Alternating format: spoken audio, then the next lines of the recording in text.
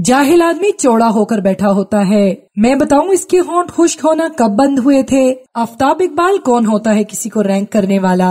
आफ्ताब इकबाल बहुत मगरूर शख्स है जो कि सिर्फ अपनी खुद नुमाई करता है। सुहेल अहमद ने आफ्ताब इकबाल को अपनी और अपने वालिद के अलावा बाकी लोगों की इज्जत करने का मशवरा दे दिया। इस सब पर आफ्ताब इकबाल ने भी शदीद रद्द-ए-अमल दिया और इन सब इल्जामात का जवाब दिया। नाज़रीन, पाकिस्तान के मारूफ कॉमेडियन और प्रोग्राम हस्बे हाल से ताल्लुक रखने वाले सुहेल अहमद को आपने इतना गुस्से में पहली बार देखा होगा और इन्होंने इस गुस्से का इजहार एक पॉडकास्ट में किया।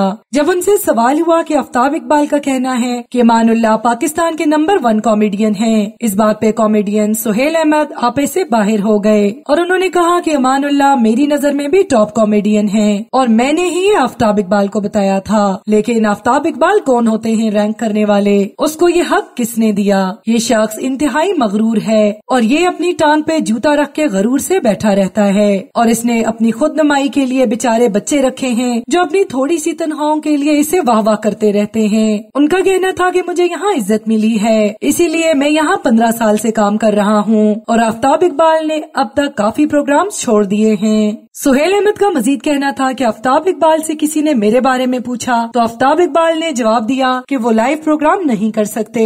हालांकि उस बेवकूफ को ये इल्म नहीं कि मैं पिछले 30 साल से लाइव शो कर रहा हूँ। उनका मजीद कहना था कि अगर आफ्ताब इकबाल इतनी ही कोई बड़ी चीज है तो अकेले कोई प्रोग्राम कामयाब करके दिखाएं। इनके सारे प्रोग्राम्स अच्छे कॉमेडियंस की वजह से चल रहे हैं। तुम ये गरूर छोड़ दो कि मैंने फलाने को बनाया और दूसरों की कामयाबी हजम करो। इन सब इल्जामात के जवाब में आफ्ताब इकबाल भी सामने आ गए और जवाब देना अपनी मजबूरी करार दिया।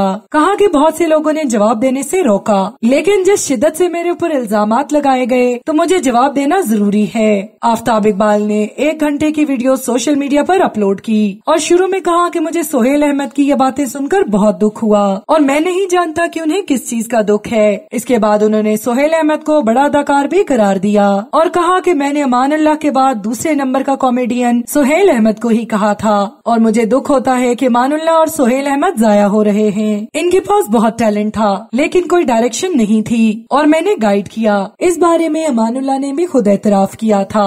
इल्जामात के जवाब देते हुए आफ्ताब इकबाल ने कहा कि मैंने ही हस्बे हाल शुरू किया था और इस प्रोग्राम के लिए मैंने काम किया और मेरा काम अदाकारी से बढ़कर है क्योंकि मैंने लिखना भी होता है और कंटेंट बनाना भी होता है जो कि बेहद मुश्किल काम है। मैं अपनी बात पे अभी भी कायम हूँ कि आप लाइव प्रोग्राम नहीं कर सकते।